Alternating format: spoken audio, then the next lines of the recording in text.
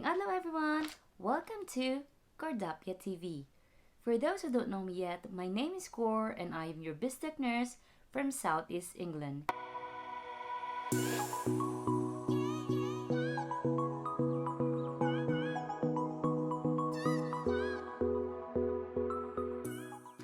Before I will start my vlog, let me thank my 366 subscribers. Welcome back to my channel. And thank you for continuing to support me, even if it's been a while that I have posted a discussion vlog in my channel. And for those who are new to my channel, please don't forget to subscribe to keep you updated. So in today's discussion vlog, I have made a summary of what are the 5 main responsibilities of a nurse in a care home. So let's start with number 1. So the number 1 responsibility of a nurse in a care home is doing assessment and creating personalized care plans. So before doing that, you have to know if the resident has the capacity to make informed decisions for himself or for herself, or if the resident has the ability to understand and retain information. So if you have ruled out if the resident has the capacity to do that, then you have to obtain a consent. But on the other hand, if the resident does not have the capacity to understand and retain information, and they don't have the ability to make informed decisions for themselves, then you have to consult whoever is holding the lasting power of attorney, and that is usually the next of kin of the resident. So once you have obtained the consent of the resident or whoever holds the lasting power of attorney, then you can proceed in doing your assessment. So in this stage, you have to assess what are the needs and the risks of the resident basing on the different domains of care. So some of the domains of care that you have to assess for are the ability to maintain safety, the mobility of the resident, the eating and drinking, and the condition of the skin, so the skin integrity. That is just some of the domains of care that you have to assess for. But for you to have an effective way of doing your assessment and doing a personalized care plan, you have to know first what is the capacity of the resident to perform a certain task. So that is the level of dependency of the resident. So what do you mean by level of dependency? So you have to know if the resident is fully independent, or if the resident needs some assistance, or if they need a full assistance from the care staff or for the nursing staff. So once you have completed your assessment, you'll be able to formulate your personalized care plan for the resident. So you have to know that doing the assessment and creating care plan is not a one-time task. This is a continuous process. So if there are any changes with the needs of the resident or the level of dependency of the resident, you have to update your risk assessment and your care plans. So this is not just a one-time tasks. So usually we do a monthly review of the risk assessment and the care plans of the residents, or as soon as there are changes to the level of needs or to the condition of the resident. So in doing the review, you have to involve the resident and the family or whoever holds the lasting power of attorney. So you have to communicate all the changes with the risk assessment and the care plans. So for example, in my care home, we do have a resident of the day. So that is a monthly update of the risk assessment and the care plans of the resident. So we have to inform the resident and the family if there are any changes, or I have to ask them if they have any questions or suggestions with the care plans of the resident. So that is your main responsibility number 1, doing assessment and creating personalized care plans for the resident. So let's proceed with responsibility number 2. So the second responsibility of a nurse in a care home is managing the medications of the residents.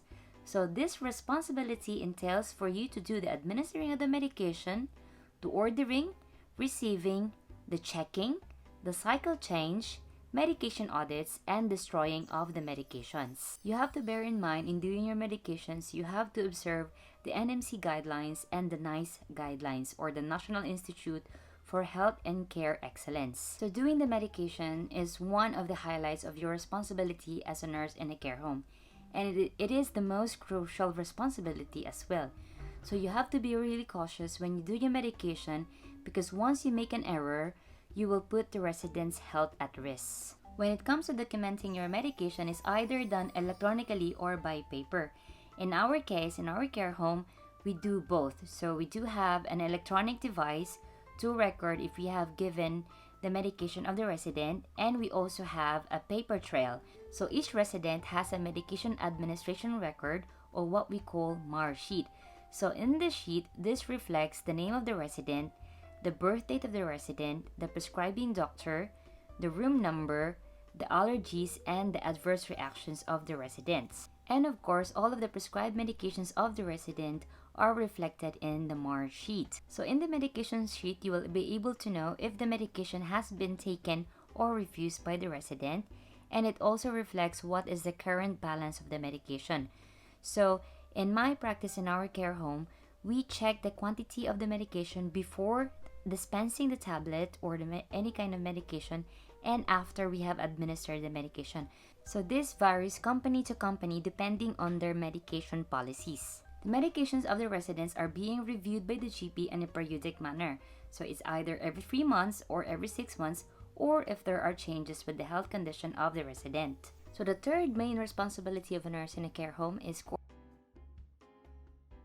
coordinating with the multidisciplinary team that is involved in the resident's care. So part of your job is to register all newly admitted residents in your care home to the local GP or to the local surgery. So in this manner, the local surgery will be informed if one person has moved into a nursing home. So as a nurse, it is your responsibility to liaise with the local GP if your resident becomes unwell or if there are health changes.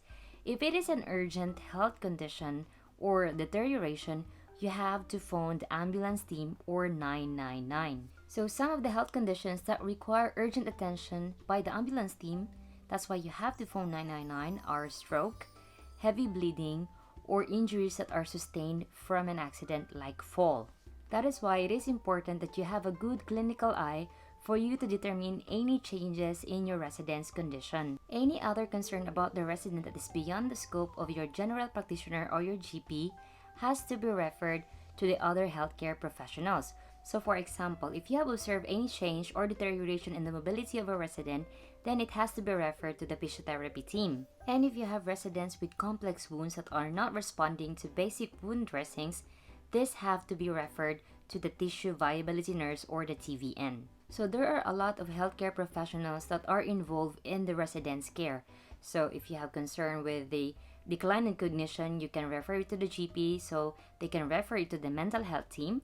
There are also team for the concern with the toenails, that are the chiropodists.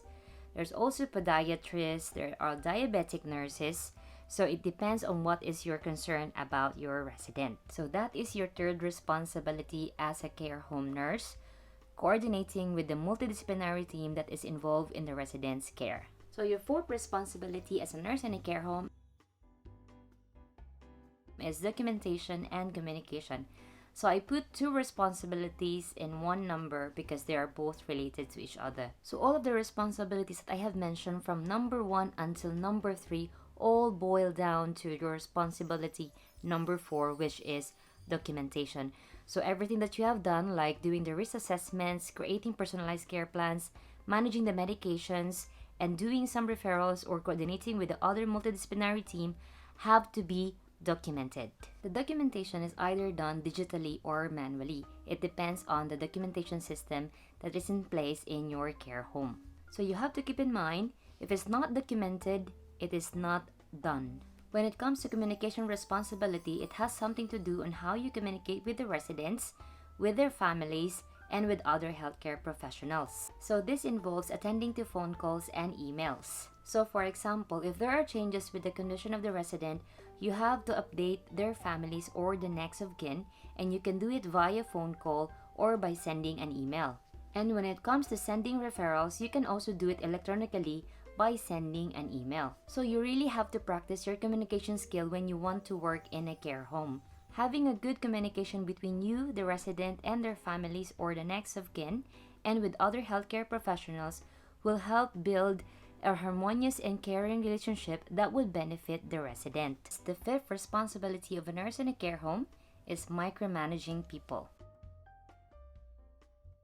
Working in a care home does not only require you to have good communication skills, but you should have leadership skills as well. So when it comes to micromanaging people, it is your responsibility as a nurse to ensure that your team is working up to the standard of care. So part of this responsibility is for you to do a task delegation, or by doing a staff allocation, and by laying out what is the game plan for the day. So being the captain of the ship, you have to work with your team, you have to motivate them, and you have to have a very good decision making, especially when it comes to crucial situations. So you have to remember, if your carer fails, it means that you fail as a team leader. So this might sound overwhelming for you, but you have to keep in mind that providing care is a 24-hour job. So the day and the night shift has to work hand in hand in delivering care to the residents. So quick recap, the 5 main responsibilities of a nurse in a care home are: number 1, doing assessments and creating personalized care plans; number 2, managing medications; number 3, coordinating with the multidisciplinary team; number 4, documentation and communication; and number 5, micromanaging people. So hopefully you have learned something from this discussion vlog. If you know someone that would benefit from this type of content, please don't forget to share this video. Thank you for watching my vlog. If you haven't subscribed yet and you want to be updated to my discussion vlogs, especially relating to nursing in the UK, please don't forget to subscribe. I'll see you soon in my future vlogs. Bye bye!